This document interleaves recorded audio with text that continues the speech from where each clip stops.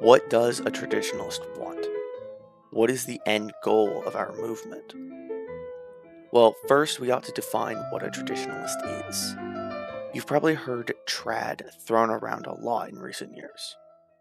This is usually used by content creator women who push an idealist rural life where all they do is bake stuff. That can be a part of the traditionalist lifestyle, but there is more to it. It means a true rejection of modernism and liberalism. And when I say liberalism, I mean actual liberalism. Most conservatives in the West are liberals themselves. Traditionalists want a return to old morality, much of it being Christian in nature. These beliefs were overthrown by Marxists, revolutionaries, and generally speaking, the boomer generation.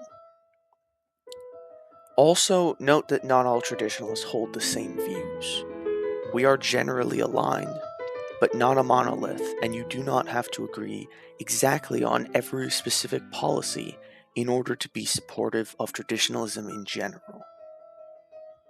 Another thing to note about traditionalists is that we're not necessarily conservative or reactionary. Now, the former label can still be used sometimes, as most don't know the intricacies of various titles. Being reactionary means wanting to revert social change, not just slow or prevent it. Conservatives in the West are sometimes described as liberals or leftists going at the speed limit, which I'm inclined to agree with. A question you would do well to ask is, what have conservatives conserved? Religion? No. Church attendance is at its lowest rates ever. The birth rate? No. Across the West, hardly any country is at replacement rate, which is 2.1. Keep in mind that replacement only means the population stays the same. What we need is for it to grow, as we're hurtling towards a population pyramid problem.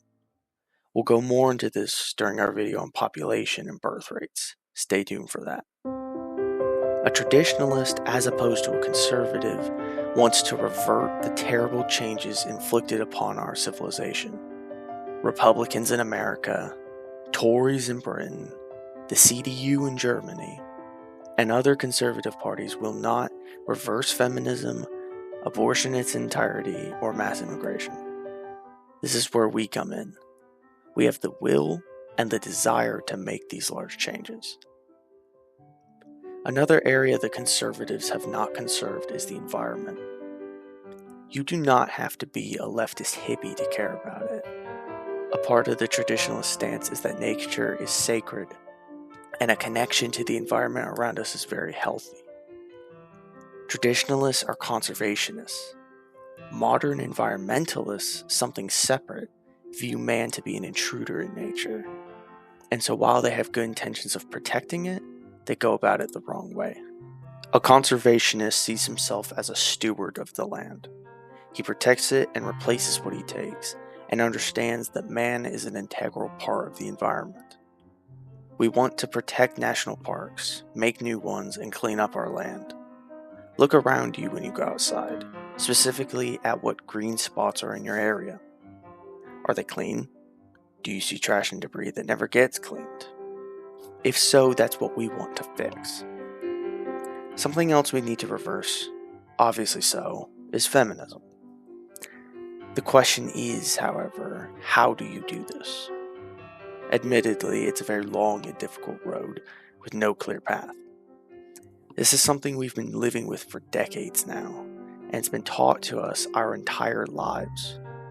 Many right-wingers struggle to give up what feminist views they have, if they even recognize that they have them.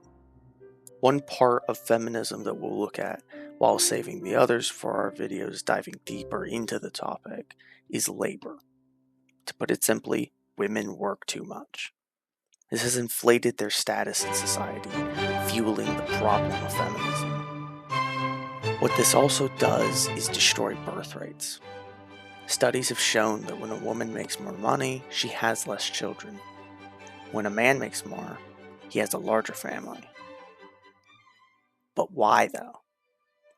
Women select for men of higher status than themselves. Nothing is necessarily wrong with this, it's natural behavior. The issue is that this selectivity continues as a woman makes more. It won't magically disappear. She doesn't get to a high pay bracket and then lower her standards to account for the fewer men at that level. She'll continue looking for higher paid men even as they become scarcer. For decades, our Western governments have pushed for women in the workforce, even the conservatives. What we need to do is end inclusive hiring practices, because once companies don't have to hire so many women, they won't. And the men will be more motivated to work harder if there's a chance for a wife and children and respect at the end of the day. Now let's look at another topic, immigration. We all know that something needs to be done, but what? Who should be removed? Should any more come in? As nationalists, we want each nation to make its own immigration decisions, but generally speaking, the demographic decline of the post-World War II era needs to be reversed. This will likely result in hundreds of millions of deportations across European civilization, but it depends on what standards we decide to pursue. Right off the bat, European nations need to implement moratoriums on immigration. The crisis cannot be effectively handled until we stop the internal flow of people from all around the world. We'll go more into depth on our comprehensive immigration video, but to put it simply and concisely, all illegals, non-Christians, other criminals, and burdens on the taxpayer will go. By removing all the people in violation of any of these standards, we can clean up our nations immensely. Let's look at some demographic changes, starting with America, where the white share of the population has declined from 88% in the 1940s, that being a large supermajority, to just about 60% in the 2020s, if not lower. Now let's look at the United Kingdom. London, the great capital of the empire, is only about a third British, if not even less by now. As of 2021, the population was 36% white British, and there is no sign that it stopped declining. Finally, the Dominion of Canada. In the 1980s, not even that long ago, within our own parents' lifetimes, the nation was over 90% European. And nowadays, it has fallen below 70%. And if you couldn't already guess, there's no sign of it stopping. When we're done, Europeans won't feel like strangers in their own lands. This ongoing feeling of disconnection with our own societies is hurting us on a deep level.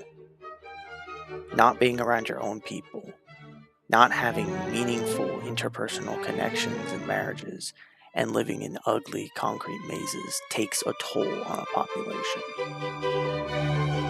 Now, let's paint a more positive picture of the future, of the kind of world our children and grandchildren will see through our efforts, and we'll use a few of our great European nations as examples.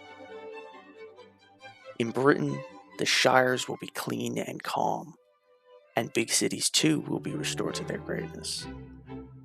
The trash will be cleaned up, the streets will be full of natives, and Englishmen will no longer be punished for flying the St. George Cross. In Germany, the guilt imposed on all of the actions of a few will be wiped away, and the German people will retake their position as the martial masters of Europe. Their empire will not be demonized, but honored as a great age of German progress and greatness. In France, the nation will be known again as among the greatest, if not the greatest Catholic state in Europe. They will return to being a great power with far-reaching influence and will assert themselves once again. Paris will once more be a center for greatness and art, and not the trash-filled heap it currently is. And it won't just be like this in these nations, but in all European countries. We're in this together, and in order to succeed, we need to work together as a common civilization. We have grand and very far-reaching goals. It will not be easy. We will not succeed in a few years or even a decade. Nor will we succeed through purely online posting. Our movement is one of action, and we need you to join us. For now, the best way for you to help is to subscribe to our channel, follow us on X, and leave a like and a comment to help us in the YouTube algorithm. Thank you for watching, and stay tuned for more videos.